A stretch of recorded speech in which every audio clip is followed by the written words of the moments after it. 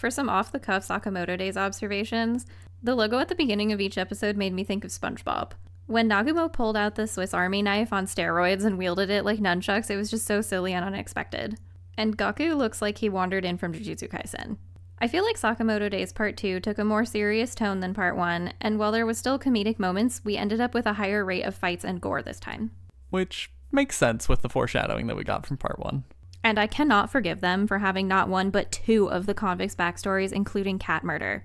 And now it feels like the story is neither succeeding as comedy or as a drama. It's kind of just doing both well enough. We learned Slur's real name and that he used to be in the association, and we didn't have to wait long for him and Sakamoto to fight face to face. However, that fight was only an appetizer, and they ended up backing off to wait for another day. In the first few episodes, Sakamoto's group earned some power scaling that was interesting to see and unique to each person. I also enjoyed getting to spend more time with Osaragi in and out of combat. But even though we finally got to see more of the Order in action and were given more information about Slur and his goals, everything kind of fell flat. Not all, but a lot of the fights boiled down to just fisticuffs instead of creative weapons or the use of the environment. And Part 2 has more of a superhero show vibe regarding the abilities of the new characters that we met. And the fights felt very villain of the week. I think a major problem is that even though there was technically stakes, they don't actually matter. With the way that Sakamoto has been presented as a character, we don't actually have to worry about the fact that he has a bounty on his head or that any of these people are threatening his wife and daughter because there's just no way that they would ever beat him.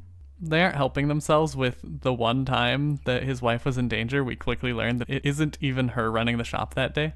And don't get me started about the fact that they decided that they had to physically go to JCC instead of doing something like hiring a hacker to get into the database, which is exactly what Slur had the reindeer dude do for him when they finally decided to go delete the information.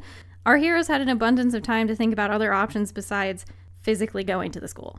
Good guys don't hack databases. Although, how did they not think to just get invited as a teacher until Nagumo handed them that option? So now that decision is leading this story into an arc where the characters will attend school, which I do not enjoy as a story element for stories that aren't based on a school to begin with. The final episode concluded with what we can only assume is a season 2 preview, but maybe that segment of the story won't last very long and we won't be trapped in school the whole time. To be fair, the convicts that we left season 1, part 1 off as only lasted like 2 episodes. Well, I think it was like 4, but yeah, we handled them very quickly. Part 2 is a 7 out of 10.